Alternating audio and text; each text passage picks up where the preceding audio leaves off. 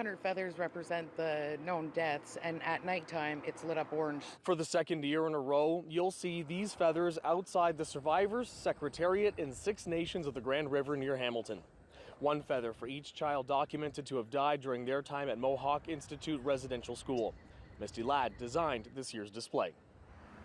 So the display is set up kind of in a V formation, and it represents to the Secretariat geese in flight because of the teamwork it takes for geese to find their direction, and they take turns in leadership. This year's display set up in 2 equal V's side by side, which represent the boys and the girls, and it represents kind of the 2-row wampum as well, because we have 2 V's, and the 2-row wampum is a representation of how we all walk together as one. Part of the reason for this year's equal double V formation is the Survivors Secretariat says the number of children documented to have died while students of the residential school has increased to 100, up from 97 the last time these feathers were on display a year ago. The feathers represent the fallen children and how feathers fall off of a bird and they end up on the ground and they become a part of the environment where they land.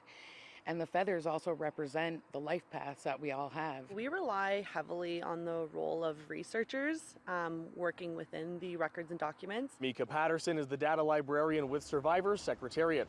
She says to date, over a dozen researchers working with the group have visited over 50 archives and repositories alike, gathering tens of thousands of documents that then have to be read. It's not just that you get to walk into an archive and, 150 documents are sitting there waiting for you. This is years of work, and this work is constantly ongoing, which is again why this is so important that this work continues, especially as it pertains to records and documents, because at the end of the day, this informs everything that we do.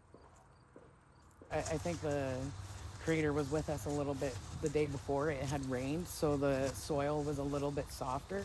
At night, both V formations lit up in orange. When we got to put the lights on it and set them up and see what it looked like lit in the night, it really did give kind of an eerie feeling, but kind of a sense of people are going to see this and they're going to know what it means. And what she's hoping will take away?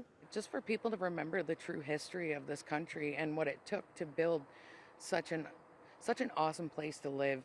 This memorial was installed on the 1st of September and will remain through the month. In 6 nations of the Grand River, David Zura, City News.